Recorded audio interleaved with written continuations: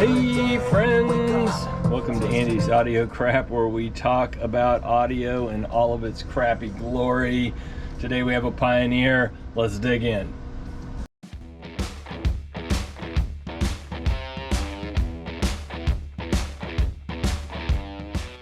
First off, thanks for everybody who has gone out to my eBay channel and has picked up parts or bought records or whatever it is that they needed. Really appreciate that. It's a really good way to support the channel, support me and my goals of becoming an empire of vintage audio. Not really, I just enjoy it, just like you guys. So anyways, if you go out to that eBay store, Andy's Audio Crap without the apostrophe, you'll find lots of good parts there. We have then that the promotions. Let's talk about this amplifier. It is a integrated amplifier, so there's no tuner on it. The tuner was sold separately. This is an SA-9500 Mark II, Series 2, whatever you want to call it. I love these.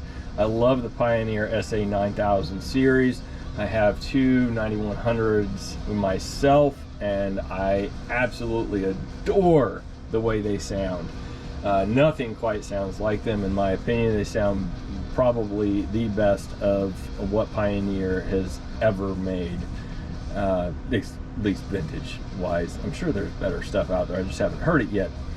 Anyways, like on a lot of these, very feature rich, so we'll go through what those are right now. You have your tone defeat, which is off and on. When it's on, it's running signal through 50 megahertz, or 50 hertz, not megahertz, 50 hertz, 100 hertz. Treble is running at 10 kilohertz and 20 kilohertz. All right, so what you're doing is basically, with knobs, you have an equalizer, and you can really customize the way that this sounds in a room, and it creates a much more imposing sound. You can get rid of the fatigue by adjusting these, and that's generally what you're using an equalizer for, but this is built in because awesome sauce.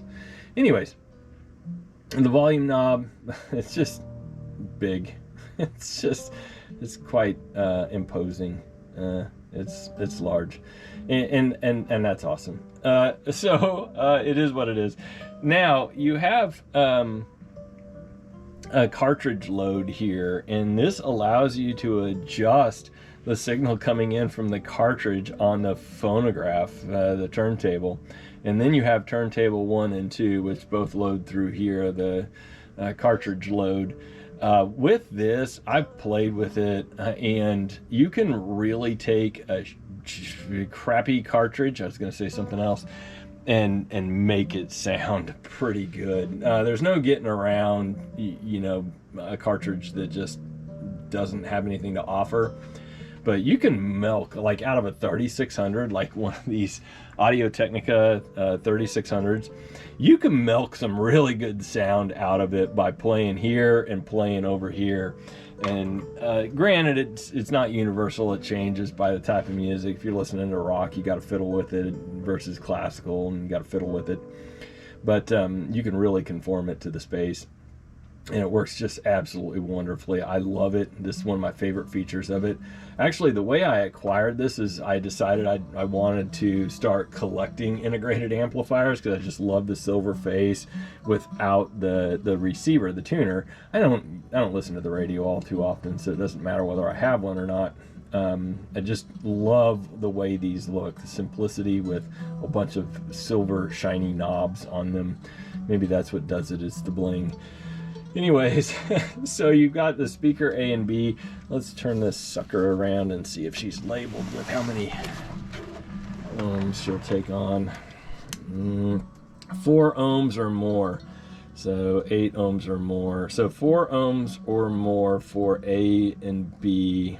A plus B is 8 ohms or more. So you're going to have to stop and do your math. What this does have, though, is the outputs that I absolutely love. On other videos, you hear me rage about how it's like, my Harman Kardon only put one back there on their 3030C, and it's like, what the hell good is that? I mean, I'm gonna be running at least 2 items, you know, my aux in, which is usually my Bluetooth, and a turntable, and potentially a CD player. So I need 3. If you could please give me 3. Anyways, so, and then over here you have, oh, you can hear me touching those.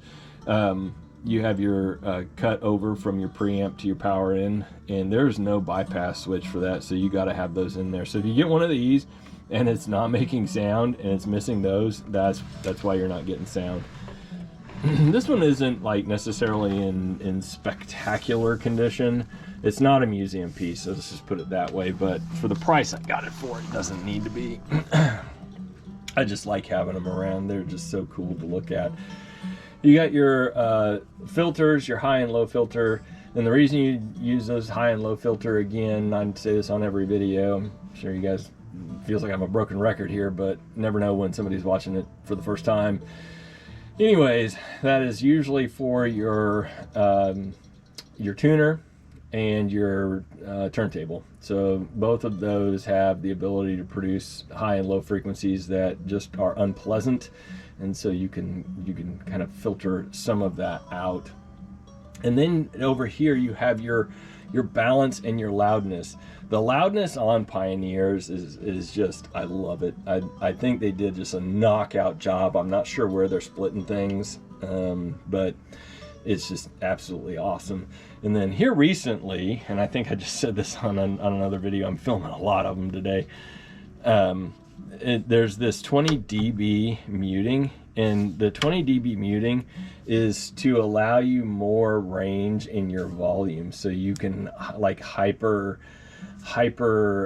tune the volume in the room. So if you're finding that the volume is too aggressive, you turn it down a little bit, and it's too light, you turn that on and then crank it, and it gives you more cranking.